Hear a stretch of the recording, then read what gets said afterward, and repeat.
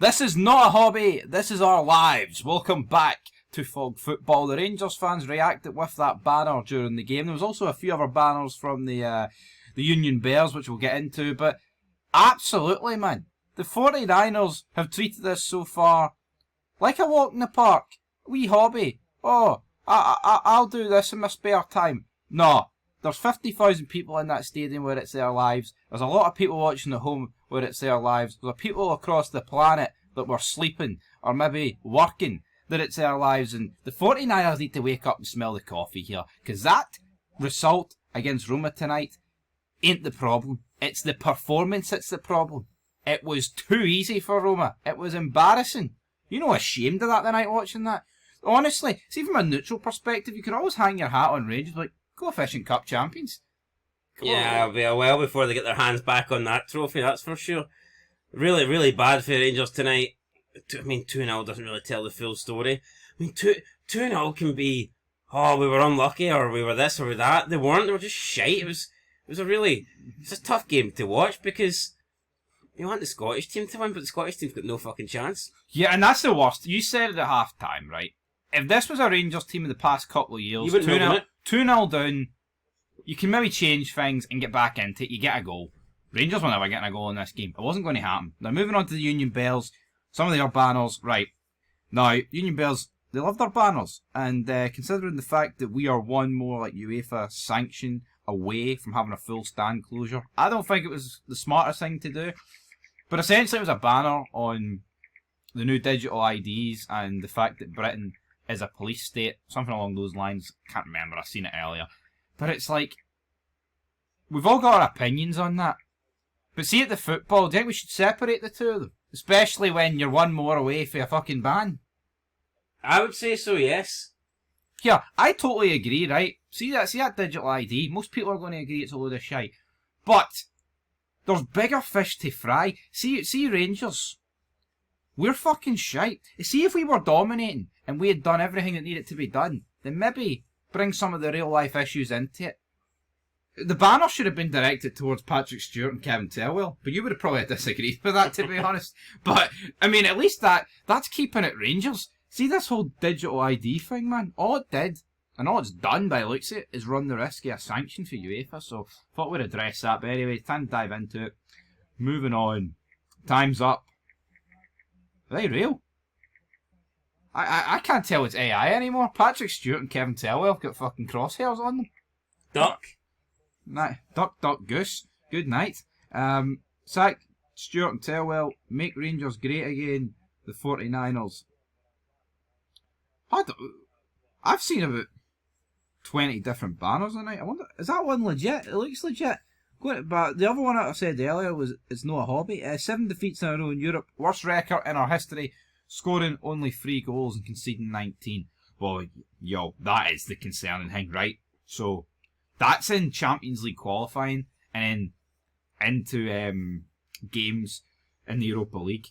We did, what, 22 goals conceded and a goal scored in the Champions League. That was against Liverpool, right? Napoli, who just won Serie A, and Ajax, who are much better than they're shite now. I don't think they'd batter us as much now as they would then. So, yeah, I mean, the regression is absolutely insane. Kevin Thelwell set our club back years. He needs removed from his position immediately. Alright. Kevin Thelwell getting more pelters. That must have been legit. No, that was legit. Highlight the night. Get them out. Kevin Thelwell. Look at the way Patrick Stewart's sitting there. He's no sitting like a guy that's got crosshairs on him. I'll give him that. He's got balls of steel if he's sitting like that when someone's got a sniper on him.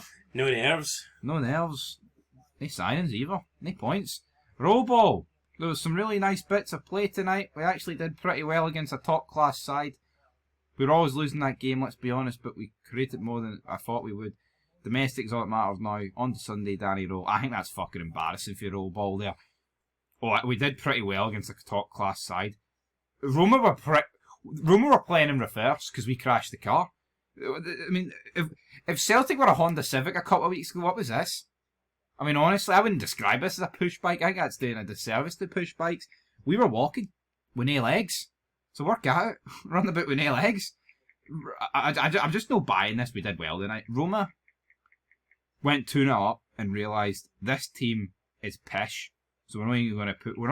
We've got a game at the weekend. We're not putting effort into Rangers, and it was almost like there was an acceptance of, here, if you don't attack us, we'll just keep it at 2-0, and they shook on it in the tunnel, and it was something along those lines. Powder puff, I agree. Celtic carrying the coefficient again. That would actually be Aberdeen carrying the coefficient. They got a 0-0 draw. Alex, I gave more effort, turning the telly off. Yep, I mean, there's nothing wrong with that. Dessers and Igamani last season, 36 goals. Schmidt and Miovski last season, 2 goals. How can you sign off on that and keep your job? Well, I mean, there you go. And that would have been Miovski with both goals.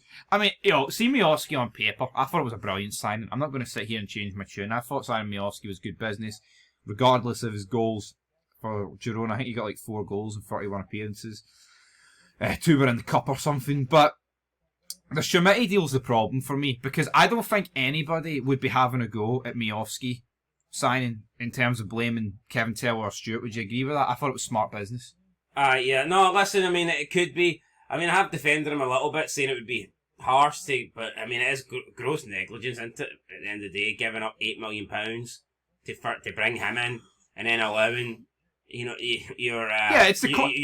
top prospect in Egaman, and then your top goal scorer in Dessers to allow both of them Any to profit we made in Egaman, he went on Schmidt. It's the context of signing, folks, right? See Miovski, whether you think he was the Dessers replacement or the Igamani replacement, we've brought in a guy that's proven he can do it in this league. But we've brought in Schmidt that can't do it in any league. What I will say is, right, that sometimes players can have a bad start to a career at a club and turn it around and turn into a good player. I mean, I'd argue that Dessers' start at Rangers wasn't great. I think Dessers got better the longer he was at Rangers. Lammers had a horrible start at Rangers, never really got the chance to get better, but we've seen since he actually left, he's put in some decent numbers. But what's the difference? Another player that I will praise, when he first joined Rangers, I thought he was shite, was Fashion Sakala. And I thought he got better the longer he was at Rangers. But I just don't see it. Yeah, but what's the difference with most of them is Schmidt? I think for me, it's most of them have got a proven track record. This guy's got nothing. Well, I don't know if they had a proven track record before Rangers. Maybe they did, but they did improve. I'd be surprised if Schmidt improves. Dessers scored goals all across Europe. Sam Lammers had played for Atalanta, Frankfurt, right?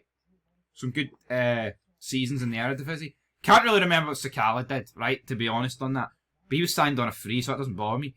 Schmidt has been bought simply to line the pockets of Everton and Kevin Thelwell and everyone else involved. Nothing more, nothing less. There's agent fees in there, and definitely there's people profiting. And there's plenty of rumours floating about that Kevin Thelwell is picking the team, or at least having a major say in who starts. And you said you wouldn't sack him. Let's say that is the case. You've got to sack him. Can't have a sporting director picking the team. True, no, I get that, but see, at the same time, it's like, can you afford to almost not play Schmidt? Why? Because he's shite. Someone on the rabble earlier said that if Schmidt had like a half decent season, Rangers would be able to sell him for 15 million. No. If Schmidt has a half decent season, Rangers might be able to claw back some of the money they've spent on him, but they ain't getting 15 million. Yeah. I heard talks that he's going to be loaned out in January. Say Schmidt, right, scored like 13 goals this season, which I think would be a half decent season considering how pish he is. He's not going to score that, folks, right? Any club is going to look at the guy and be like, well, hold on, he scored no goals before Rangers in like 3 years. He came into Rangers, and then in a league that we consider tin pot, and based off the coefficients, getting more tin pot by the fucking second. Why would anybody spend 15 million on him? I mean, they wouldn't. There's no reason to. It doesn't make any sense. If you can't get 15 million for Igamani or Dessers, even though Dessers is a lot older, you're not going to get it for this guy. If Alfredo Morelos' peak was rumoured with £15 million moves to Lille in China, then you're not getting 15 million for Schmidt. It's that simple. Anyway, I think we're going to leave it there. Rangers fans aren't happy. Absolutely agree. And the pressure's just going to get ramped up now. Danny Roll. What is next? Well, I'll tell you what's next. It's an away trip to Dens Park, and if you think the past week's been bad, which it has been, it can get a hell of a lot worse. Well, it seems Stephen Presley's got a couple of big scalps already this season. I would not rule him out getting another one. No, I wouldn't. Because a lot of people thought that The problem is the brand gain happened, and then you win 2 games in a row, and people think a corner's been turned, but then they've lost the last 2 in a row. So is it back to square one, or is it just simply a wee stumbling Yeah, but block? we see it with Rangers and Danny Rowe. We've seen it with Celtic and Martin O'Neill. I mean, a lot of fans get carried away very quickly after 1 or 2 games. And it's hypocritical because they say to each other, "Oh, it's only 2 games. Oh, but Martin O'Neill's back. Oh, but Danny Rowe's rolling." See a manager. See Martin O'Neill and Danny Rowe. See, for me, you couldn't really properly judge them until like the 1st of January. And then you can base it off what's happened. But it's funny because people are still people are still like ruling out Hearts, saying that they're not contenders, that they'll fall away. But then, and that's after like a decent chunk of games, and people are still giving them no chance. Yet their team will have one decent performance, and all of a sudden they're world beaters. Doesn't make any sense to me. The team that's consistently performed well over the first 10 games of the season, nah, they're shite. They're going to fall off. They have no chance. Celtic or Rangers, whatever, in the last couple of weeks, put in 1 or 2 good performances, and all of a sudden, I say good performances. Let's look at the 2 games that Danny Rowe's won. Were they good performances? Was that Kilmarnock? Was it better than what they were previously doing? I think the key thing was... see that Kilmarnock game, honestly, see if that's considered a good performance for Rangers, by God, have the standards slipped. I think they were better than they had been previously, and you could argue it was their best Premiership. Maybe it was their best league performance, but I still don't think it was a good performance. The key thing for me in that game was the first half was bogging, but he changed it, and it worked in the second half, and it was good. But you're right, and against Hibs, I thought against Hibs it was much better, right? No, it's good. Rangers kept a clean sheet for the first time in like 26 away games, and they also ended Hibs as unbeaten. That's good. It was a good result. But I still wouldn't say it was a good performance or a great performance. I thought they were both decent at best. Well, put it this way, right? As for Celtic, they already beat Falkirk 4-0 under Rodgers. So... judging the Kelly in the Hibs game will be more clear after the Dundee game. If Rangers go and beat Dundee, then you can maybe say, well, he's done something domestically. But if Rangers go and draw with Dundee, then it's almost like that undoes absolutely everything that happened with Kelly and Hibernian. So. Especially, because don't know what's going to happen this weekend across the board. A lot of games. And see if it's a lackluster performance though, and they get over the line.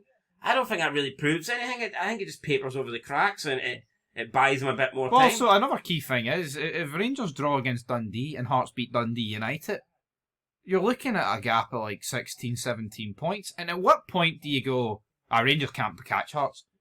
I'd argue we're at it. No, I think this weekend's crazy, man. Especially with the top 3. If Hearts win and the other 2 fail to win, then all of a sudden the gap is pretty damn big. Double digits. If Hearts lose and the other 2 win, all of a sudden you're thinking that it's definitely a 3-horse race. 6 and 11 with a game in hand. Yeah, Hearts are the team that are losing momentum. Even if you take the Hearts result out of the equation, if Rangers win and Celtic don't, then all of a sudden that the gap between Celtic and Rangers could be closed down to 3 points, depending on the Celtic result. Well, so currently 5, so it'll be 3 or 2, depending. So all of a sudden Rangers are like 1 game away. But on the flip side, if Rangers don't win and Celtic do win, then the gap could go back up to 7 or 8, and at that point. So it's a massive week. It's a massive week. Ahead of an international break, it's massive as well. It's all massive. I am leaning towards all 3 winning. Yeah, and they all kick off at the same time. It's fucking sort out, Sky, and or whoever's making these games. It's a mess. I think Hearts don't play on Saturday because the rugby's on. Who cares about the rugby? I think it's Scotland versus Australia. New Zealand. Okay. One of those wee countries out there on the Diddy side of the world. Anyway, till next time. Peace.